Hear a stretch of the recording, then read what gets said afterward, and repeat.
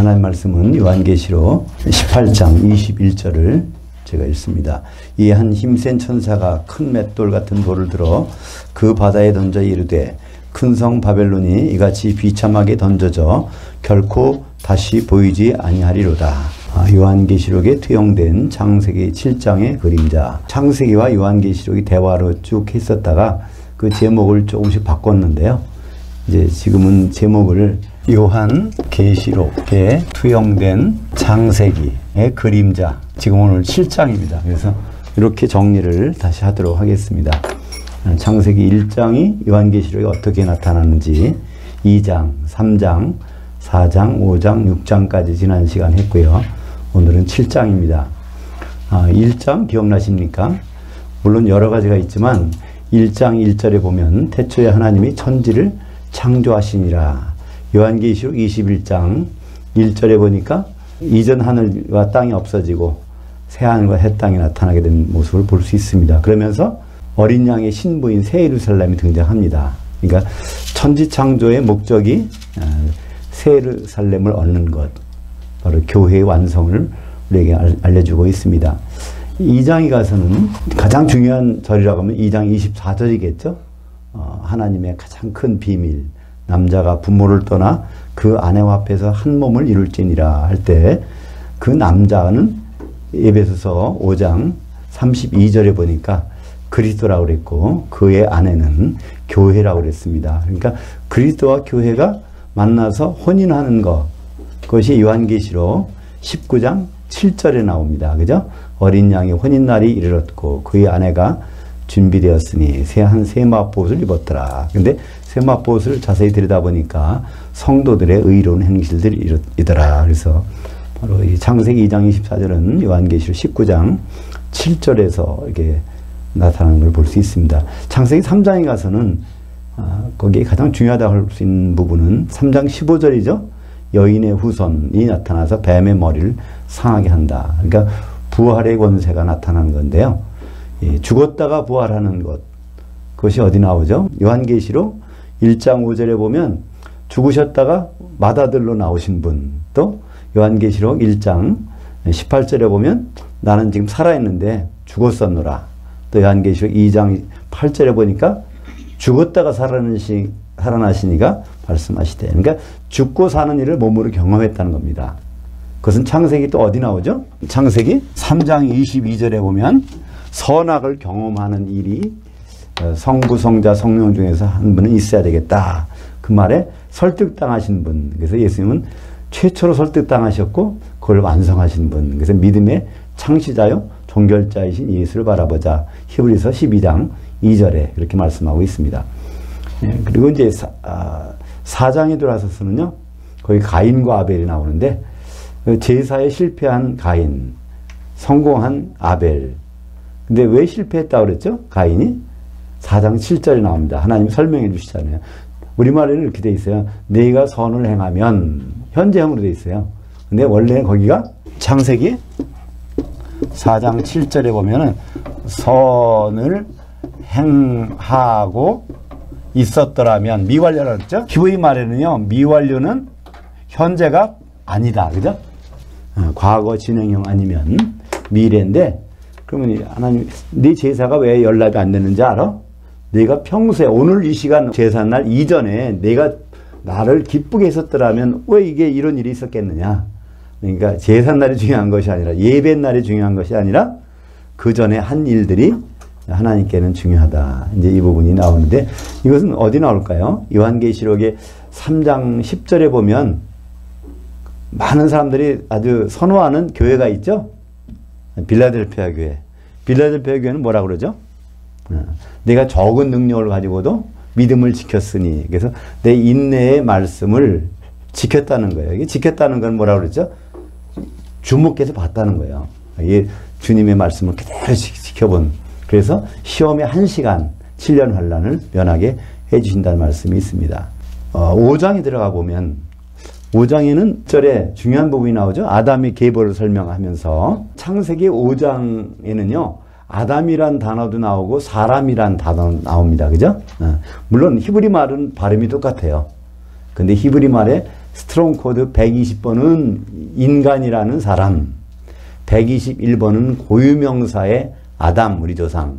그래서 그것이 구분돼서 나오거든요. 그래서 우리 조상 아담을 설명하면서 거기에 하나님이 사람을 창조하신 날에 바로 하나님이 자기의 모양대로 아담을 지으시되 이렇게 이런 말이 나옵니다. 그래서 한마디로 모양이 들어가 있는 우리 조상 아담과 형상만 있는 영이 없는 사람이 거기 설명되고 있습니다. 한마디로 이 모든 사람은 영이 있는 사람이 있고 없는 사람이 있었다는 거예요. 지금은 전부가 다 영은 있죠.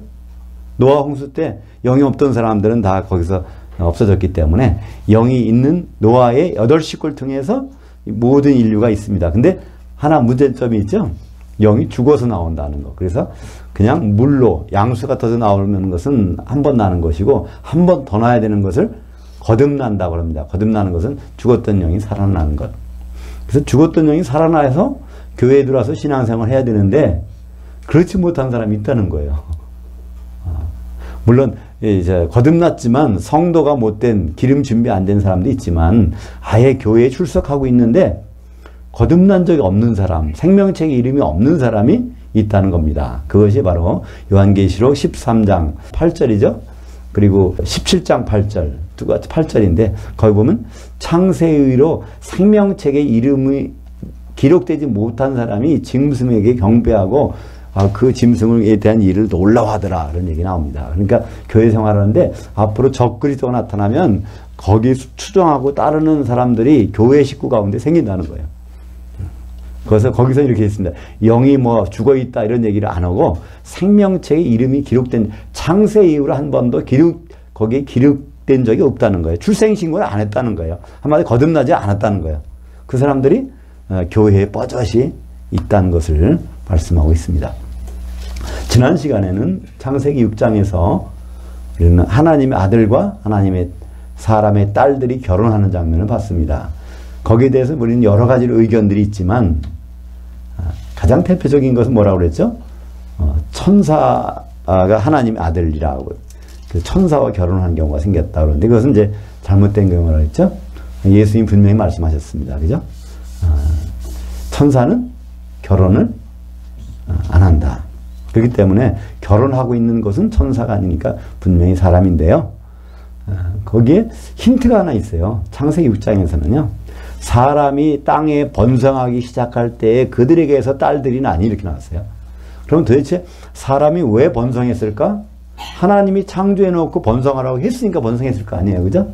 그게 어디 나오죠? 창세기 1장 28절에 나옵니다. 27절에서 인간을 창조하시고 형상대로 그들에게 생육하고 번성의 땅에 충만하라. 그래서 그 하나님의 그 질서 속에서 지금 퍼져 있는 사람에게서 딸들이 났다는 거예요. 근데 이게 하나님의 아들들이 그들이 마음에 드는 사람을 골라서 결혼을 해버렸다는 겁니다. 그때 거기서 하나님의 아들들, 그 아들이란 뜻은요, 후손이란 뜻도 있고, 후예란 뜻도 있고, 제자란 뜻도 있지만, 하나님으로부터 시작한 사람이란 뜻입니다. 그죠? 아담이 하나님으로부터 시작됐잖아요. 남자가 부모를 떠나 그 아내와 앞에, 그때도 아담을 얘기하고 있는데 불구하고, 그 부모는 바로 하나님을 부모라고 표현한 것입니다. 그 아담이 있게 한 어떤 장본인이니까. 그래서 그 하나님의 아들들이라고 된 창세기 6장은 아담의 후손들이죠. 그죠? 아담의 후손들, 영이 있는 사람들.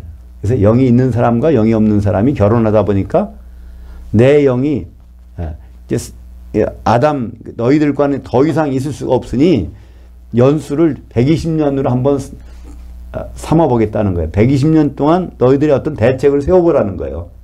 근데 결국 120년 대책이 안 쓰니까 120년째 되는 날 홍수가 나서 이제 멸절해 버립니다. 근데 5장에 하나 중요한 사건이 하나 있었네요. 5장에 보면 5장 21절 22절에 보면 에녹이라는 사람이 나오죠. 에녹은 평소에 보통 세상 사람 똑같이 살다가 65세 때 어떤 계기가 생겨요. 그때 애를 낳고 이름을 짓는 걸 보면 얘가 죽을 때 홍수의 심판이 내린다는 거예요. 무두셀라. 무두는 죽는다. 셀라, 샬라크라는 것은 심판을 보낸다. 그러니까 얘가 죽으면 하나님이 홍수 심판을 보낸다. 이름을 이렇게 지어놨다는 얘기는요. 분명히 하나님을 통해서 뭘 들었다는 얘기예요. 그죠? 에녹은 유다서 1장 12절인가 보면 뭐라고 나오죠? 선지자, 그러니까 예언을 했다고 나왔어요. 그러니까 예언이란 하나님의 속마음을 전달하는 거니까 하나님의 뜻을 알았던 사람이에요, 에녹은. 그래서 그 아들 이름을 무드셀라고 져놓고 날마다 그 무드셀라 이름을 불렀다는 얘기는 하나님은 이런 계획이 있구나, 그걸 알고 산 사람입니다. 그래서 성경에 뭐라고 합니까? 동행했다잖아요. 동행은 누가 동행을 할 수 있죠? 성경에서 보면요, 아모스 3장 3절에 보면 뜻이 같지 않으면 어떻게 동행하겠느냐 이런 말이 나와요. 그죠? 에녹이 동행했다는 얘기는 기도원에 가서 같이 기도만 하고 살았다는 얘기가 아니라 바로 하나님과 뜻을 같이 했다는 거예요. 세상 사람들은 이 세상이 절대로 심판이 없어, 이 세상은 끝까지 갈 거야 하는데 에녹은 아니라는 거예요. 얘가 죽으면 심판이 있는데 항상 그걸 가지고 하나님과 뜻이 똑같은 사람이에요. 성경은 그것을 하나님과 동행한다고 이렇게 표현하고 있습니다. 또 한 사람이 나옵니다. 성경에는 유일하게 두 사람밖에 안 나와요. 많을 것 같지만요. 하나님과 뜻이 같아 동행했다고 성경이 기록된 사람, 물론 기록되지 않은 사람은 많이 있겠지만 기록된 사람은 에녹과 노아 두 사람밖에 없습니다. 창세기 6장 9절인가요? 거기 보면 바로 이 노아도 하나님과 동행했어요. 자녀를 낳으면서, 에녹도 자녀를 낳으면서 아들 셋 낳잖아요. 그죠? 네, 자녀를 낳으면서. 이 세상 생활은 똑같이 해요. 딴 사람하고. 그러나 뜻은 하나님과 똑같아. 그러니까 에녹은 얘가 죽으면 하나님 홍수 심판을 보낸다는 그 생각을 가지고 살았지만 노아는 방주를 지으면서 무슨 생각을 하겠어요? 결국 홍수 심판을 보낼 거라는 생각이 있기 때문에 방주를 짓는 거 아니겠습니까? 하나님과 동행했다고 말씀하고 있습니다. 오늘은 이제 창세기 7장이 어떻게 투영돼서 나오는가. 오늘 창세기 7장 1절을 같이 읽겠습니다. 여호와께서 노아에게 이르시되 너와 내 온 집은 이 방주로 들어오라. 이 세대에서 내가 내 앞에 의로움을 내가 보았음이니라. 거기 들어가라고 돼 있는데요. 좀 정확한 표현은요, 들어오라. 이렇게. 벌써 방주를 다 전하니까 1착으로 들어가신 분이 하나님. 거기서 먼저 들어라는 겁니다. 그죠? 네. 여기서 초청한 장면이 나와요. 이 초청이라는 건요, 어마어마한 겁니다. 방주 바깥에 있으면요, 이건 운명이 정해져 있어. 방주 바깥에 있는 건. 근데 안에 들어오면 이건 또 달라지잖아요. 그 방주가 어떤 방주예요? 역청으로 안팎을 칠했단 말이에요. 근데 역청이라는 것은, 역청. 이게 어디 나오죠? 창세기 6장 14절에. 이게 코페르라고 합니다. 코페르. 이 코페르는 지금으로 하면 아스팔트입니다. 석유 찌꺼기예요. 석유에서 휘발성분이 날아가고 나서 찌꺼기. 그 찌꺼기를 광주의 안팎에다가 바르는 겁니다. 노아 홍수 전에. 어떤 데서는 그래요. 물론 창조과학에서도 그런 게 있어요. 그죠? 창조과학에 한번 들어가 보세요. 노아 홍수 때 동물들이 많이 땅속에 묻혀서 그게 석유가 됐고 식물들은 그것이 석탄이 됐다. 근데 이건 그 노아 방주, 또 홍수 있기 전에 방주 만들었을 거잖아요. 거기는 석유는 어디서 생겼어요, 그럼? 그죠? 그래서 그것을 코페르라고 하는데, 이 코페르는 명사고요. 이거는 카파르는 동사예요. 카파르는 이게 바르다, 덮다 하는 거예요. 그걸 잘 덮어놓은, 그러니까 말하면 페인팅 하는 거예요. 페인팅, 이렇게 코팅을 잘 하는 거. 근데 그 단어가 이제 요 창세기 6장 14절을 벗어나면은 전부가 다 폭페르는 목숨값, 피값.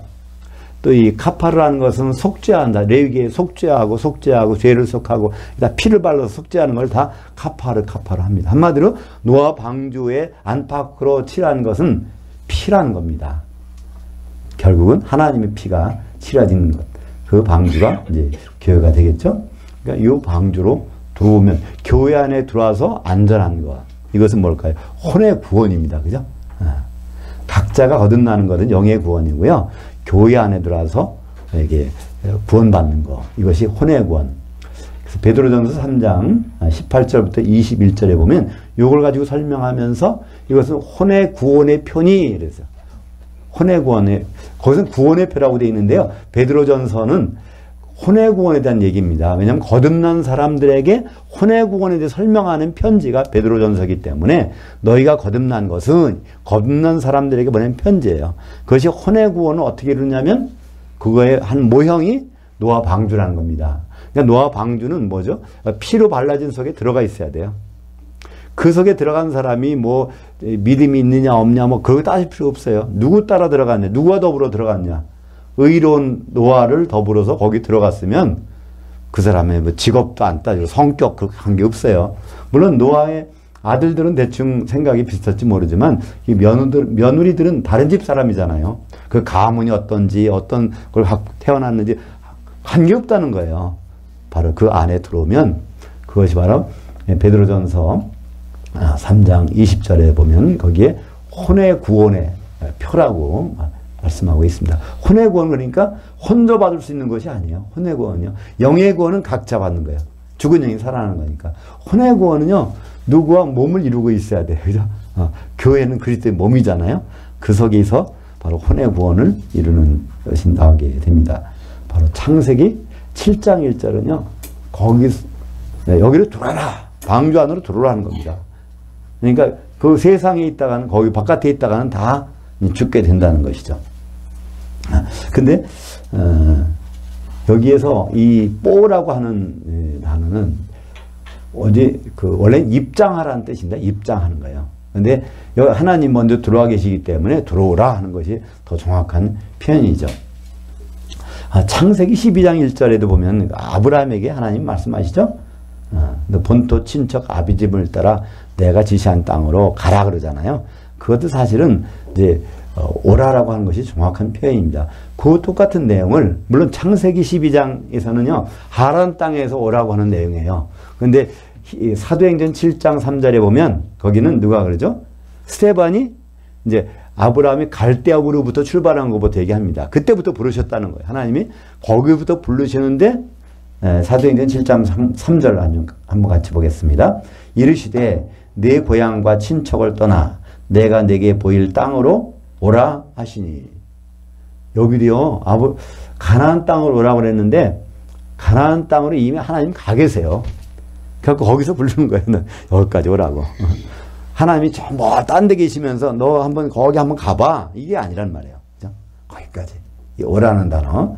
이게 이제 듀로라는 단어인데 이것을 어디서 볼 수 있냐면 똑같은 단어가 있어요. 예수님 하신 말씀 마태복음 11장 28절 한번 볼까요? 수고하고 있는 무거운 짐진 자들아 다 내게로 오라. 내가 너희를 중간에 쉬게 하리라. 하프타임 주시겠다는 거. 여기에 이거 가라라고 번역하면 되겠어요? 다 내게로 오라 그래야지. 이제 여기서는 복수기 때문에 듀테라고 돼 있고 동사가 명령 동사가 사도행전 7장 3절에서는 단수기 때문에 듀르라고 돼 있습니다. 이거 다 오라는 거예요. 하나님이 지정한 곳으로 너희 와라. 이게 얼마나 은혜인가요, 그죠? 한번 거기 가봐라 이게 아니에요, 그죠? 내가 있는 곳에 한번 와봐. 내가 미리 와 있을게. 물론 하나님은요 거기만 계신 것은 아니에요, 그죠? 무소부지하시기 때문에 어디나 다 계셔. 그러나 적어도 아브라함한테는 가나안 땅에서 부르신다는 거예요. 또 이 노아는 어디서 불러요? 바로 방주 안에서 부르신 장면을 말씀하고 있습니다. 그렇다면 노아가 무엇 때문에 이런 혼의 구원을 받았을까요?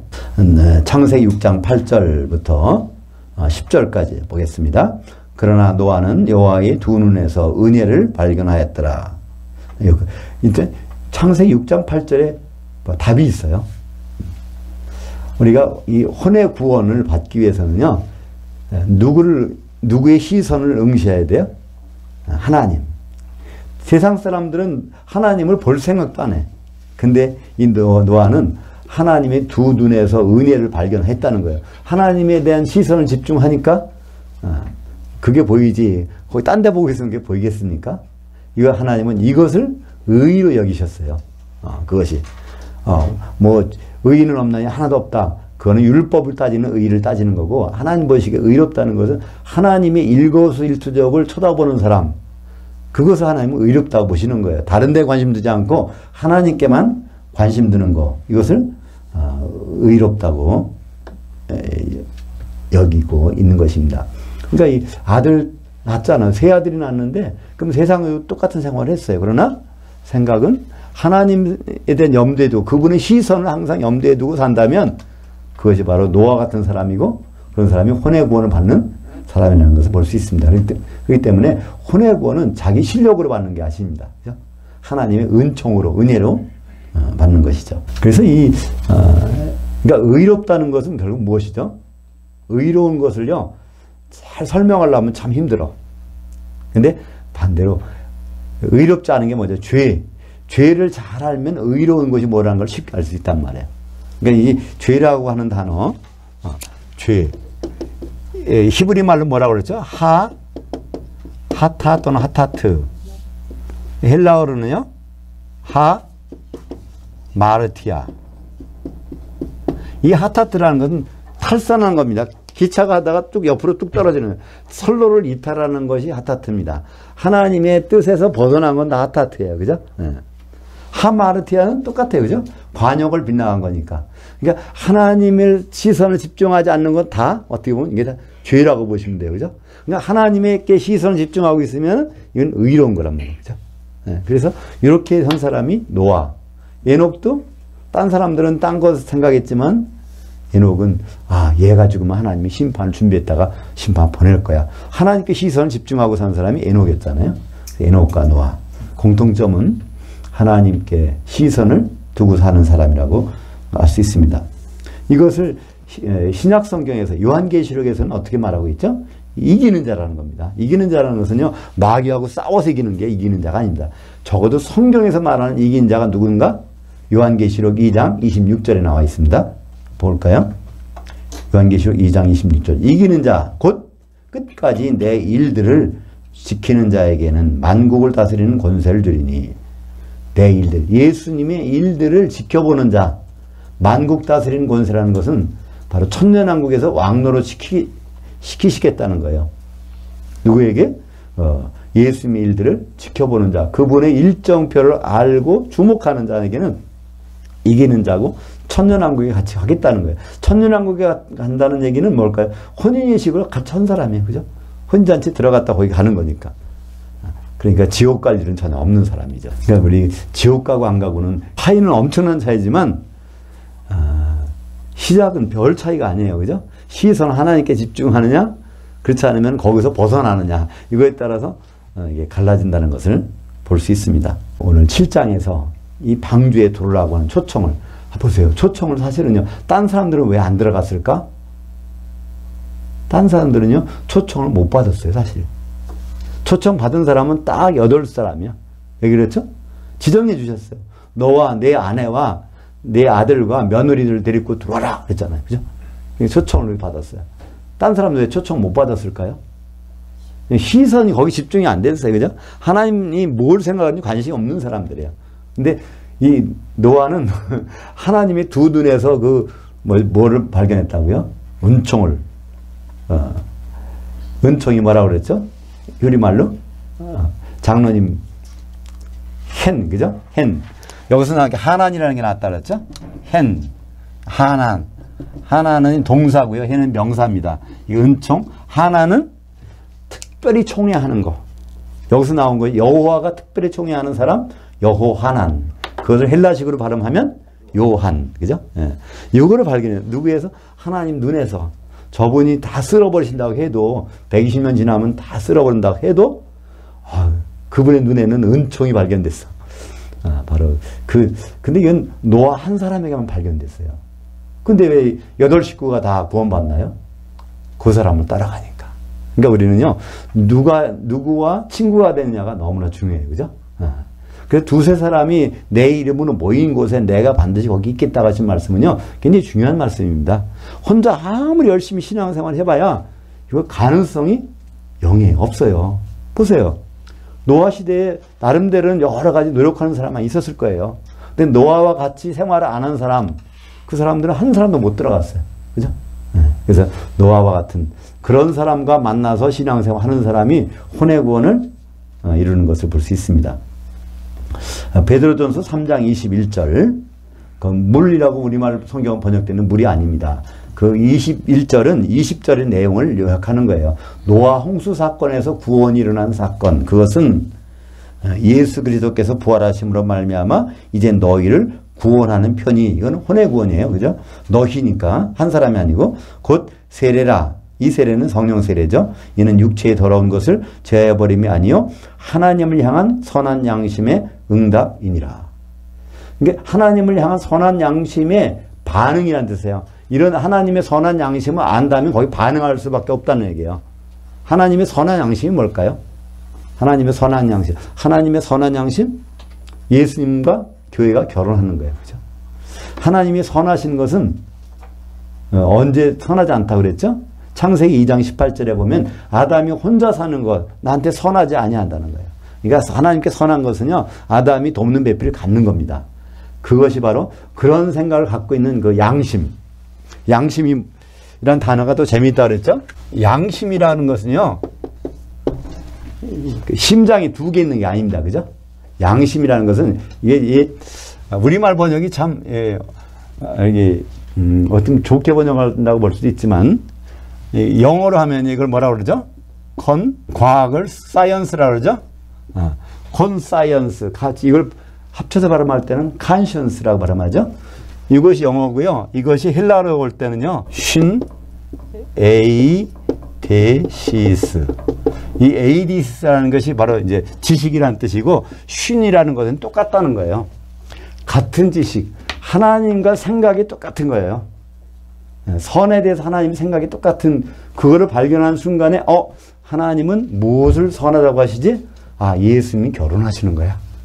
그거를 알고 있다면 거기에서 반응이 나타나야 거잖아요. 그죠? 그걸 여기서 보니까 그 응답이라고 번역을 했는데, 베드로전서 3장 21절에 그 에페로테마라는 것은 성경에 딱 한 번 나오는 단어예요. 이건 거기에 대해서 반응을 나타내는 거예요. 하나님 그렇다. 그분이 예수님이 그의 아내와 결혼하고 싶어 하신대. 그걸 아는 순간에 거기에 대해 반응을 보이는 거야. 그럼 우리가 어떻게 해야 되지? 우리가 성령으로 하나가 돼서 그분의 신부가 돼야지. 그래서 성령 세례 안에 있는 거. 그것이 바로 혼의 구원이고, 그것이 바로 이 노아 홍수 사건을 통해서 나타났다는 것입니다. 그러니까 노아 홍수 사건에서 방주 속에 들어가야 된다는 거예요.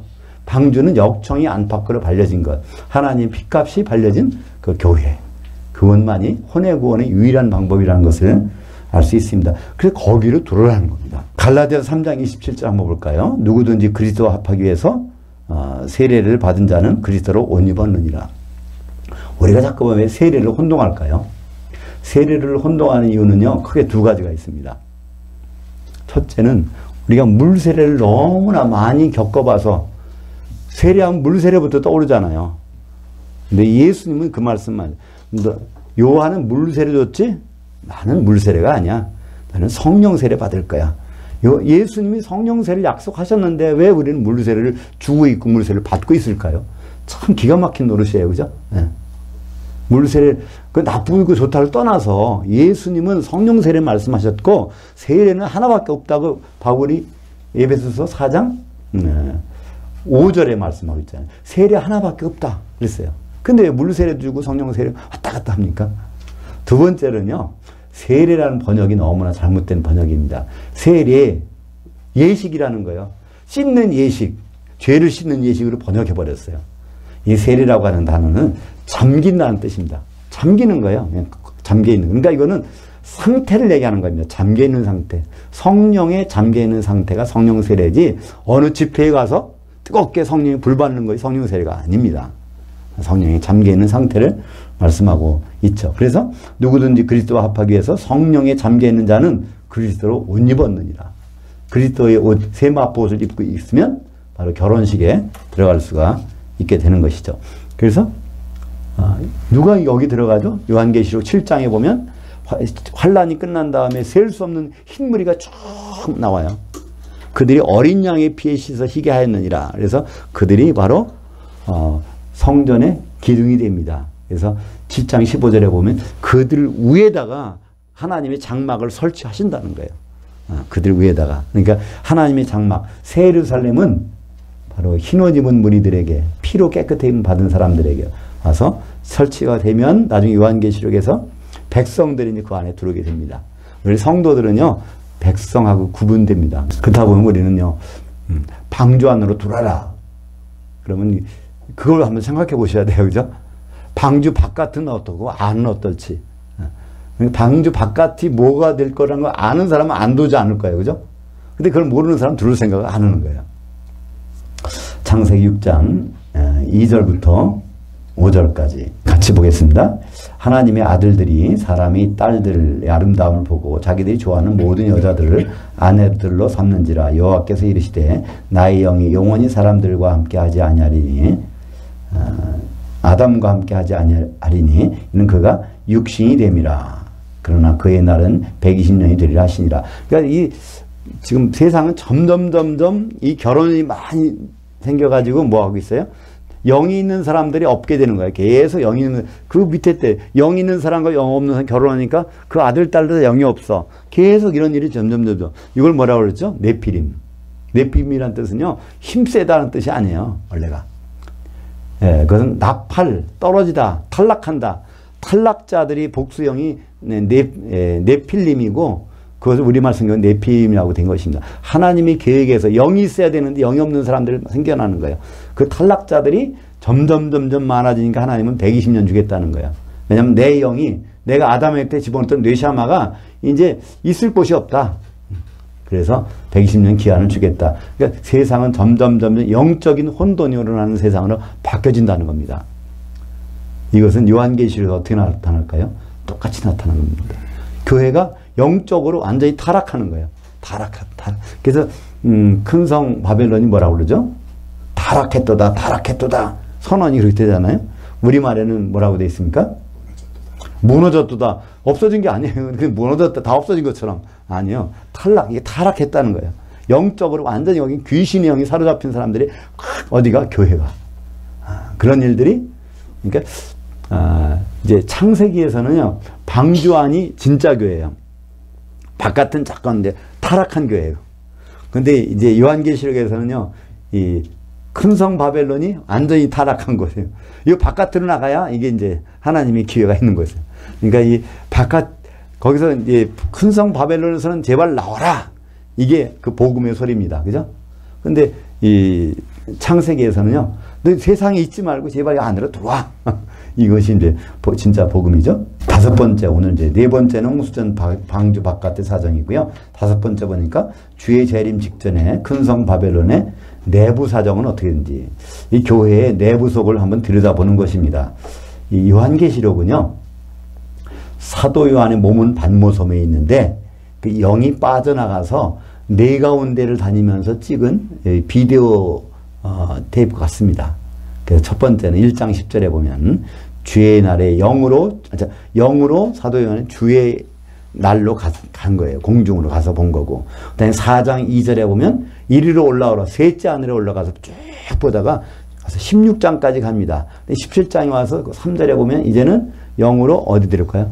저 광야로 데릴 거야. 근데 광야가 교회잖아요. 근데 그 교회가 어떤 교회냐면 그 음녀가 있고 짐승이 있는 교회야. 그러니까 7년 환란 시대에 교회로 데리고 가서 거기에 보여주시는 것입니다. 그래서 오늘 요한계시록 17장 3절부터 5절까지 그 이제 7년 환란 시대의 교회의 모습 한번 볼까요? 곧 나를 그 영으로 데리고 광야로 가니라. 내가 보니 그 여자가 붉은빛 짐승을 탔는데 그 짐승의 몸에는 하나님을 모독하는 이름들이 가득하고 7머리와 10뿔이 있으며, 일단 그것까지 보죠. 그 여자가 누굴 탔어요? 짐승을 타고 있어요. 같이 그냥 살림을 차린 거예요. 같이. 그러니까 나중에 뭐라고 합니까? 나는 여왕이다. 나는 과부가 아니다. 하면서 같이 사는 거예요. 그 짐승은 누구라고 그랬죠? 무조갱에서 올라온 거, 그 귀신이 들어가는 영하고 같이 사는 거예요. 그것이 결국 영적으로 완전히 변질된 영이 지배하는 교회의 모습과 창세기에서 방주 바깥에서 사람들이 영적으로 완전히 네피림이 생산되는 그런 세계와 똑같은 상황들이 벌어져 있는 것을 볼 수 있습니다. 그래서 요한계시 17장 4절에 보니까 그 여자는 자줏빛과 붉은빛 옷을 입고 금과 보석과 진주로 꾸미고, 겉모습은요 교회하고 똑같다는 거예요. 금도 있고요. 믿음 있는 것처럼. 그 다음에 뭐가 있어요? 보석과 진주. 이 보석이라는 것은요, 다 변화해야 돼요. 성령으로 이게 변화된 사람이 원래 보석이라는 것은 천연적인 보석은 없습니다. 다 변화된 거예요. 유리만, 이 모래 가지고 열을 가하면 유리가 되고요. 그걸 조금 더 압력을 높이면 수정이나 모래나 성분 똑같아요. 산화규소, 이것이 바로 모래예요. 또 수정도 똑같단 말이에요. 성분은 똑같은데 변화되면 그렇게 달라진다는. 그러니까 이 보석이라는 것은 성도들을 의미합니다. 그죠? 네. 근데 이 금도 있고 믿음도 있고 성도 같기도 하고 거기다 또 뭐예요? 진주는 뭐죠? 예수님의 보혈을 힘입은 거예요. 그죠? 진주라는 것은요, 어떤 그 상처가 나면 그걸 싸매주는 진액이 굳어져서 진주가 되는 거거든요. 바로 진주문을 통과해서 바로 예수님께 들어가듯이 그런 그 구색은 다 갖춘 것처럼 보인단 말이에요. 교회 모양새는 있어. 이 모양을 갖춘 것이 사실은 세르사람이잖아요. 12기초석이 있고 그 금으로 돼 있고 바로 문은 12진주문. 근데 이것이 꾸미기만 했지 실제는 아닌 거예요. 음녀가 그렇다는 겁니다. 이런 음녀, 큰성 바벨론은 그렇게 해서 짐승이 등에 타가지고서 이제 사는 거죠. 그것이 바로 이제 마지막 주일 때 교회의 모습입니다. 앞으로 교회. 요한계시 17장 8절 한번 보죠. 내가 본 짐승은 전에 있었다가 지금은 없으나 장차 무저갱으로부터 올라와 멸망으로 돌아갈 자니 땅에 사는 자들로서 창세의로 그 이름이 생명책에 기록되지 못한 자들이 이전에 있었다가 지금은 없으나 장차 나올 짐승을 보고 놀랍게 여기더라. 그러니까 이 짐승은 요한계시 13장에서는 바다에서 올라온 짐승이에요. 그죠? 근데 이 사람 속에 뭐가 들어갔어요? 무저갱에서 뭐가 와서 그래서 쑥 들어가서 있어요. 무저갱에서 누가 살죠? 귀신. 예. 누가복음 8장 31절에 보면 군대 귀신이 얘기합니다. 아직 우리 때가 안 됐는데 왜 우리를 무저갱에다 집어넣으려고 하십니까? 조금 더 활동하고 싶다는 거예요. 그래서 지금도 이제 무저갱에서 많이 들어가 있을 거예요. 근데 그들을 끌고 나오는 때가 있습니다. 전삼년반이 나와요. 요한계시록 9장 1절에서부터 2절 쭉에 보면요. 다섯째 나팔이 불릴 때부터 그래서 무저갱을 여니까 연기가 나와. 연기를 센 황충이 다 뭐가 돼요? 그게 이제 성도들 찔는 전갈 같은 꼴을 갖는 거예요. 황충이라는 건 메뚜기고요. 메뚜기는 성도입니다. 뒷다리가 있어서 항상 땅에만 붙어 있지 않고 언제든지 하늘을 바라보고 가던 거였어요. 그런데 어느 날 갑자기 무저갱에서 올라오는 연기를 쐈더니 무저갱에서 올라오는 연기가 뭘까요? 연기. 이거는 귀신입니다. 왜 그렇죠? 그 요한계시록은요. 생각에서 상상해서 해석해서 쓴 책이 아닙니다. 사도 요한의 눈으로 보여진 것만 쓴 거예요. 귀신들이 연기의 모습으로 나오는 그걸 이제 연기라고만 썼죠. 그래서 귀신이 들어가니까 이제 이 짐승도 마찬가지로 그런 짐승과 같이 사는 이 음녀, 큰 성 바벨론. 거기에 또 누가 있어요? 그 무리 중에 창세일을 한 번도 생명책에 이름이 올라가 보지 못한 사람들. 거듭나지 않은 사람들이 그냥 거기 같이 사는 거죠. 요한계시 18장 2절 볼까요? 힘찬 음성으로 일체 이르되 타락했도다 큰 성 바벨론이여 귀신들의 처소와 각종 더러운 영들이 모이는 곳과 각종 더럽고 가증한 새들이 모이는 곳이 되었도다. 이 큰 음녀 여자는 교회인데 교회가 세 가지가 있다는 거예요. 첫째는 귀신들, 더러운 영들, 그리고 가증한 또 새들. 이게 다 동격입니다. 귀신 따로, 더러운 영 따로, 새들 따로 있는 게 아니에요. 그것을 귀신이라고도 하고, 더러운 영들, 의롭지 못하니까 더럽고, 또, 새들. 새라는 건 뭐죠?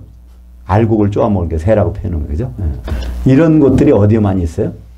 유감스럽게도 세상에 많이 있는 것이 아니라, 마지막 때, 요한계시 17장은 광야교회, 7년 환란기의 교회, 그 교회 안에는 우글우글하다는 겁니다. 거기서 주장하는 모습이 있어요. 교회 안에서 자기의 아이덴티티, 자기의 그 정체성을 주장하는 거예요. 한번 볼까요? 요한계시록 18장 7절. 그녀가 얼마나 자기를 영화롭게 하였으며 사치하였든지 그만큼 고통과 애통함으로 갚아주라. 그녀가 마음에 말하기를 나는 여왕으로 앉은 자요 과부가 아니라 결단코 애통함을 당하지 아니하리라 하니.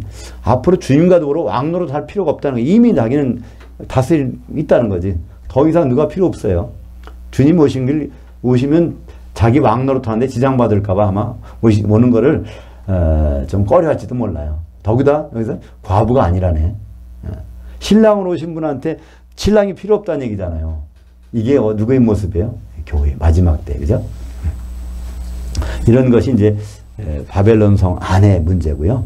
또 이 창세기로 돌아가면 방주 바깥에 세상의 모습이 그렇다는 것입니다. 여섯 번째로 방주에 들어간 노아 가족과 생물들. 그래서 이 방주에 들어가는데 이 오른쪽에 표를 보시면 그게 이제 방주에 이렇게 글씨가 좀 작아서 안 보일 수 있는데 2월 11일 날 이거 다 이제 유대인 달력으로 음력입니다. 들어가는데 2월 17일 날부터 이제 막 그때부터 비가 내리기 시작해요. 그러니까 들어가는 기간이 7일 정도 들어가나 봐요. 그러니까 하루 동안 몇 시간 동안 못 들어갈 거잖아요. 그러니까 들어가서 이제 막 들어가기 시작해. 짐승도 들어가고 뭐 다 들어가. 맨 마지막에 보니까 하나님이 이 노아를 끌어들이면서 문을 탁 닫아버려. 마지막에. 그러니까 노아가 이제 맨 마지막으로 이제 들어가게 해서 일주일 동안에 들어간 2월 17일 날부터 이제 비가 40일 동안 내립니다. 그것이 이제 150일간 물이 꽉 차서 아무것도 안 보여요. 그다음부터 이제 나머지 150일 동안에 물이 빠지기 시작해서 150일 동안 첫 번째 드러나는 게 무슨 산이죠? 아라랏산이 드러나죠. 그래서 이런 내용이 이제 8장까지 거쳐서 나오는데 오늘은 이제 들어가는 주요 내용만 보도록 하겠습니다. 그리고 16절 볼까요? 하나님이 그에게 명하신 대로 들어가매 여호와께서 그를 들여보내고 문을 닫으신지라. 사실은 들이시고 너 마지막 하나님 안에 계시니까 들이고서 마지막 문을 탁 닫아버리는 장면이 나옵니다. 창세기 7장 23절부터 24절까지 7장 마지막 부분만 같이 읽어볼까요? 지면의 모든 생물들을 쓸어버리시니 곧 사람으로부터 가축과 기는 것과 공중의 새까지라. 이들은 땅에서 쓸어버림을 당하였으되 오직 노아와 그와 함께 방주에 있던 자들만 남더라. 그러니까 8식구. 이것을 베드로전서 3장에서는요. 8혼들만 구원받았다. 혼의 구원을 설명하고 있습니다. 혼의 구원을 받으려면 방주에 들어가는 방법밖에 없다는 얘기예요. 그래서 물이 이제 150일 꽉 150일이 하루 이틀은 어떻게 뭐 잘하는 사람들은 견딜 수 있을지 몰라, 그죠? 150일을 견딜 수 있는 사람은 없잖아요. 그러니까 다 죽었다는 얘기죠. 여기서 이것이 바로 방주 바깥에 있을 경우는 이렇게 다 죽는다. 그러니까 혼의 구원을 이루지 못한 사람들은 앞으로 어떻게 되죠? 1000년 동안 이거는 이제 바닷속에 와서 이렇게 잠겨 있지만 그때는 불 섞인 유리바다에서 거기서 1000년을 죽어 지내는 거예요. 그죠? 그러다가 백보자 심판 때 바다가 죽은 자들을 내어주면 그때 다시 이제 거기 나와서 심판받는 장면이 나오게 됩니다. 그러니까 이 창세기에 있는 내용은요, 요한계시록과 너무 다 완전히 직결되어 있어요. 그럴 수밖에 없는 것이 창세기를 기록하신 분이나 요한계시록을 기록하신 분이나 하나님이시잖아요. 그러니까 똑같은 일들이 이렇게. 근데 이제 차이점이 있다면 창세기에서는 들어라. 요한계시록에서는 나와라. 거기서 나오라는 들어라 나오라 그 차이만 있는 것이지 다른 건 똑같습니다. 근데 이렇게 바다에 빠진 사람도 이제 영이 없는 사람 끝난 거고요. 흙으로 갔으니까. 영이 있는 사람들은 기회가 한 번 있어요. 예수님이 옥에 있는 영들에게 지금이 아마 오늘이 그런 날인지도 몰라요. 그죠?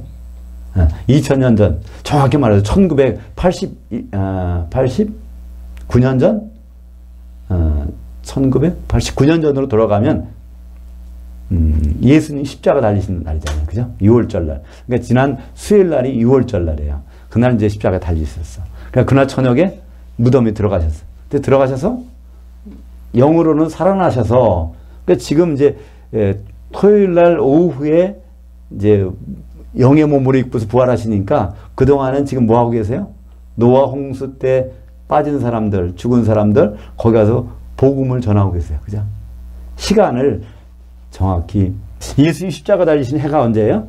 AD 주후 30년. 그죠? 근데 만약에 2030년이라면은요. 2000년 전이겠죠. 그죠? 근데 2030년이 되려면 아직도 11년이 남았어요. 그러니까 11년을 빼버리니까 89년. 그러니까 지금부터 1989년 전에 바로 오늘 예수님은 노아 홍수 때 죽은 사람들을 가서 복음을 선포해서 생명체 이름 있는 사람들이 여기 나올 수 있어요. 그죠? 아, 믿겠습니다 해서. 혼의 구원은 안 되지만, 혼의 구원은 방주에 못 들어가면 혼의 구원은 끝난 거예요. 그러나 영의 구원의 기회는 거기에도 이제 주시는 게 나오죠. 이게 공교롭게도 오늘 여기 할 때 그 날짜가 나오네요. 그죠? 네. 그것이 바로 베드로전서 3장 19절 20절에 보면 옥에 있는 영들에게 복음을 주님이 선포하신 장면. 무교절 기간이니까. 무교절은 누룩 없는 떡을 나눠주는 거고요. 누룩 없는 떡이 뭘까요? 복음. 세상 영향력이 안 들어간 거예요. 복음이잖아요. 그래서 무교절 기간 중에 예수님은 그걸 나눠주셨습니다. 7번째 내 백성아 큰 성 바벨론에서 나오라. 요한계시록 7장 14절부터 15절까지 같이 보죠. 내가 말하기를 내 주여 당신이 아시나이다 하니 그가 나에게 이르되 이는 큰 환난에서 나오는 자들인데 어린 양의 피에 그 옷을 씻어 희게 하였느니라. 보좌에 앉으시니가 그들 위에 장막을 치시리니. 그러니까 요한계시록 7장에 보면요. 전반부는 14만 4천 인맞게 하는 거예요. 전 3년 반. 근데 후반부는 환란이 끝난 다음에 거기서 나오는 사람들이 셀 수 없이 많아요. 그러니까 셀 수 없이 많다는 얘기는 14만 4천 명을 포함해서 다 하는 거예요. 그죠? 네. 거기에서 이기는 자들이 나오는데 거기에다가 그 사람들이 어떻게 이겼어요? 어린 양의 피에다가 빨아가지고 거기에다 하나님은 장막을 치시고 하나님 집을 삼으십니다. 근데 이 사람들이 결국은 요한계시록 15장에서는요, 이제 그 불 섞인 유리바 지옥 그 위에서 공중에서 노래 부르고 있는 사람들이에요. 한번 볼까요? 15장 2절과 3절. 또 내가 보니 불이 섞인 유리바다 같은 것이 있고 짐승과 그의 우상과 그 이름의 수를 벗어난 이기는 자들이, 번역이 우리말 번역이 이상하게 됐어요. 이기고 벗어난 자들이라고 됐어요. 이기는 자들이란 말이 한 단어인데 그걸 이상하게 번역해서 이기고 벗어난 자들, 아니요, 거기에서 벗어난 이기는 자들이에요. 거기서 벗어난 이기는 자들이 그 유리바다 위에 서서, 유리바다 옆에 쓴 게 아니에요. 그 위에 공중이니까 거기 서서 하나님의 검은 걸 가지고 하나님의 종 모세의 노래, 어린 양의 노래를 불러 이르되. 그러니까 이 불 섞인 유리바다 속에는 던져줄 사람이 있어요. 18장 21절에 나오는. 근데 그 위에는 바로 거기에 빠지지 않은 사람들이 노래 부르는 장면이 나옵니다. 그래서 이제 오늘 결론적인 내기가 18장 4절입니다. 또 내가 들으니 하늘로부터 다른 음성이 나서 이르되 내 백성아 거기서 나와 그녀의 죄들에 참여하지 말고 그녀가 받을 재앙들을 받지 말라. 한마디로 불 섞인 유리바다 속에 들어가지 말라는 거예요. 같이 있다가 왜 거기 들어가려고 하느냐. 그래도 안 나오는 사람은 어떻게 하겠어요. 그죠? 근데 계속 나오라 그래도 안 나오니까 이런 일이 생기는 것 같아요. 그죠? 명령문이라면요. 그것에 그럴 수도 있고 안 할 수도 있는 거예요. 그게 명령문이죠. 그죠? 그러니까 내 백성 거기서 나와라는 말을 다 듣는다면 이런 명령이 필요가 없죠. 근데 오죽 안 나오면 내 백성아 거기서 나와. 왜냐하면 거기 있다가는 그들이 받을 재앙을 똑같이 받게 되니까 그렇다는 겁니다.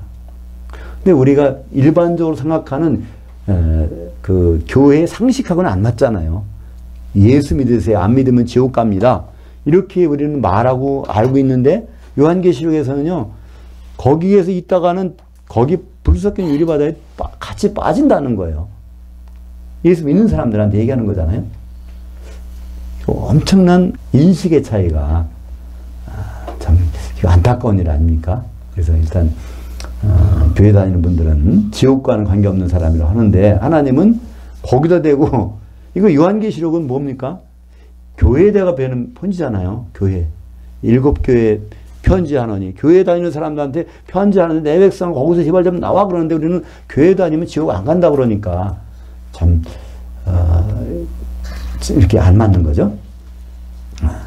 그래서 예수님은요. 이 노아 홍수 사건, 그러니까 사실 예수님은 이 창세기와 요한계시록의 대화, 그러니까 요한계시록에 투영된 이 창세기의 그림자를 예수님 미리 말씀해 주셨어요. 놀랍죠? 예수님 하신 말씀 한번 볼까요? 오늘 설교는 예수님이 하신 말씀을 읽으면 끝나요. 마태복음 24장 38절부터 41절까지 보겠습니다. 홍수 전에 노아가 방주에 들어가던 날까지 사람들이 같이 읽겠습니다. 사람들이 먹고 마시고 장가들고 시집가고 있으면서 홍수가 나서 그들을 다 멸하기까지 깨닫지 못하였으니 인자의 마음도 이와 같으리라. 그때 두 사람이 밭에 있음에 한 사람은 받아들여지고 한 사람은 버려둠을 당할 것이요 두 여자가 맷돌질하고 있음에 한 사람은 받아들여지고 한 사람은 버려둠을 당할 것이니라. 이 우리말 번역은요, 지상에서 올라가고 안 내려가고 이렇게 번역해 놨어요. 이거는 일단 그분 앞에 만나서 혼인잔치에 받아들이느냐 그렇지 않느냐 이걸 따지는 거거든요. 예. 일단 여기서는 예수 믿는 사람만 주님을 보게 돼 있어요. 왜냐하면 주님은 공중으로 오시니까. 공중까지 가는 사람이 주님한테 받아들이는지 안 받아들이는지 알 수 있을 거잖아요. 그죠? 이 밭이라고 하는 것은 결국은 교회를 얘기하는 거잖아요. 그죠? 맷돌고 가는 거는 이거는 식사 준비하는, 교회에서 서로 떡대고 식사 준비하는 거예요. 그죠? 네. 근데 이 부분도 번역이 좀 시원찮게 돼가지고 그렇습니다. 여하튼 노아 홍수 가지고 예수님 그리스도 심판대의 그 장면을 설명하고 혼의 구원을 지금 설명하고 계신 것입니다. 여기서 그때까지 시집가고 장가간다는 거예요. 뭐죠? 하나님의 아들들이 사람이 딸들과 계속 시집 장가가면서 영이 없는 사람이 점점 줄어들어 없어지고 있어. 그래서 내가 120년까지 줄게. 이런 요 얘기가 바로 뭐라고? 예수님은 인자가 임할 때 이런 일이 벌어진다는 것입니다. 그래서 영적인 문제가 해결되지 않는 사람들, 생명책 이름이 없는 사람들부터 해서 영적인 문제가 해결됐다고 할지라도 기름이 없는 사람, 등은이 있어도 이거 다 여기에 걸려들게 돼 있죠. 마태복음 25장 46절 보겠습니다. 그들은 영벌에, 의인들은 영생에 들어가리라. 이거 그리스도의 심판대입니다. 열처녀의 비유, 달란트의 비유, 양과 염소의 비유, 이거 다 그리스도의 심판대예요. 거기서 영벌, 영이라는 단어는 한 시대라는 단어입니다. 그죠? 1000년 동안 예수님과 같이 사느냐, 1000년 동안 바로 벌 받고 사느냐, 이것이 어디서 갈라진다고요? 마태복음 25장 31절에 나오죠. 바로 인자가 모든 천사 데리고 영광주에 와서 염소들 중에 양을 골라낸다. 그것이 어디 나오죠? 마태복음 25장 31절. 거기 인자가 모든 천사들 다 데리고 온다는 거예요. 그럼 예수님이 뭐라는 거예요? 천사장이라는 뜻이잖아요. 그죠? 천사장 신분으로 여기 와서 거기서 염소들 가운데서 양을 골라낸다는 거예요. 다 염소가 돼버린 거예요. 우리말 번역은 양과 염소를 가른다고 되어 있는데 성경 원문에는 보면요. 염소들이 돼버려서 그 중에 양 고르기가 힘들다는 거예요. 근데 양과 염소를 어떻게 고른다고 그랬죠? 양을 뭐라고 합니까? 내가 배고플 때 나에게 먹을 거 갖다 주고, 목마를 때 마실 거 주고, 헐벗었을 때 옷을 입혀주고, 뭐죠? 예. 그 나그네 됐을 때 집에다 재워주고, 아팠을 때 돌아봐 주고, 감옥 갇혔을 때 면회 도와주고. 그러니까 이 양에 있던 사람들 뭐라고 그래요? 우리가 그런 적 없습니다 그래요. 그랬더니 거기서 예수님 뭐라고 해요? 여기 있는 내 형제 중 지극히 작은 자 하나에게 한 것이 바로 나에 대해 한 것이니라. 여기 그리스도 심판대 옆에 누가 있어요? 12 사도들. 그죠? 그게 어디 있죠? 마태복음 19장 28절에 그러잖아요. 바로 세상이 새롭게 돼서 인자가 영광의 보호자에 앉을 때 나를 따르는 너희들도 12 보호자에 앉아서 이스라엘 12지파 성도들을 심판하리라. 바로 백보자 그리스도 심판대 장면을 설명하면서 여기 있는 사도 중에서 지극히 작은 자 하나, 거기에서 소홀히 한 거, 거기에서 대접한 걸 따져보겠다는 거예요. 신약 성경에서 이걸 지극히 소홀히 하는 거, 예를 들어서 요한 2서 안 읽어보셨죠? 요한 2서 되게 안 읽어요. 남자분들은 안 읽어. 부녀여 하니까 이거 부녀자들에게 보낸 편지인가 봐. 그게 아니라는 거. 그것까지도 잘 다룬 거, 그게 나한테 온 거야 그런 거예요. 근데 염소 있는 사람들은 뭐라 그래요? 나한테 안 온 거, 여기 있는 사도들에게 그렇게 안 온 거, 사소한 것까지 안 온 거 나한테 안 했다는 거예요. 그럼 영벌에 들어가라는 거예요. 아주 간단합니다. 한마디로 신약 성경이 기준이 되고 그걸 기록한 사도들이 기준이 돼서 그들을 소홀히 대하면 나도 소홀히 대할 것이고 그들을 아주 귀하게 대하면 나도 귀하게 대하겠다. 이것으로 갈리겠다는 것이 그리스도 심판대 심판 기준입니다. 왜 그럴까요? 아니면 그들을 중매쟁으로 세우셨기 때문에, 그들 중매를 통해서 하시다, 그분이 직접 중매쟁을 세웠기 때문에 중매쟁의 힘은 막강합니다. 요한계시록 22장 12절에도 그리스도 심판대는요 그냥 적당히 있는 게 아니에요. 예정설이 있다고요? 예정설이 있다면 이 말씀이 맞을까요? 요한계시록 22장 12절 보라 내가 속히 오리니 내가 줄 상벌이 내게 있어 각 사람에게 그가 행한 대로 갚아주리라. 만약에 예정설이 있다면 이 말이 맞질 않죠. 그죠? 네. 요한계시 18장 21절 이에 한 힘센 천사가 큰 맷돌 같은 돌을 들어 그 바다에 던져 이르되 큰 성 바빌론 이같이 비참하게 던져져 결코 다시 보이지 아니하리로다. 몇 년 동안 안 보여요? 1000년. 왜 1000년이죠? 20장 13절에 보면 그 바다가 나오니까, 그죠? 1000년 후에 마귀가 나오고 그때 이제 그 바다가 나오니까 그 바다에 들어가서 안 보이다가 이제 1000년 후에 이제 보입니다. 그래서 정관사가 붙었어요, 여기에. 요한계시 15장 2절에는요, 불이 섞인 유리바다는 정관사가 없습니다. 어떤 불이 섞인 유리바다가 있는데, 그 다음에 거기에 그 다음 바다에서는 그 유리바다 위에서 노래하는 사람도 있더라. 그 다음에 이제 요한계시 18장에서는 바로 그 바다 속으로 던져지더라. 그 다음에 요한계시 20장 13절에서는 그 바다가 죽은 자들을 내준다는 거예요. 그래서 그 바다, 정관사가 거기만 딱딱딱딱 있는데, 우리말 성경에는 그런 게 없으니까 이게 어떤 바다인지, 세상을 얘기하는 건지 어떤 건지 알아먹을 수가 없게 돼 있어요. 그죠? 근데 그것을 정관사만 제대로 표시해놨어도 이건 쉽게 나옵니다. 우리 여기 오셨던 분 한번 의정부에 계신 분이 정관사를 많이 말씀하시던데, 그죠? 정관사가 있어서 이게 그때 하시던데, 사실 그래요. 정관사만 제대로 번역해놨어도요, 이게 불 섞인 유리바다, 그래서 그 바다에 빠져지고 또 그 바다에서 안 보이다가 또 그 바다에 죽은 자선 사람들이 나오는구나, 이렇게 쉽게 알 수 있는 거거든요. 그래서 요한계시 20장 13절부터 15절, 도대체 그 바다에서 어떤 일이 벌어지는지 보겠습니다. 그 바다가 죽은 자 가운데서 죽은 자들을 내주고 또 사망과 음부도 그 가운데서 죽은 자들을 내주매 각 사람이 자기의 행위대로 심판을 받고 사망과 음부도 불못에 던져지니 이것은 둘째 사망 곧 불못이라. 누구든지 생명책에 기록되지 못한 자는 불못에 던져지더라. 그래서 그 바다가 이제 지옥이라고 그랬잖아요. 천년 지옥. 불못과 지옥은 다른 것입니다.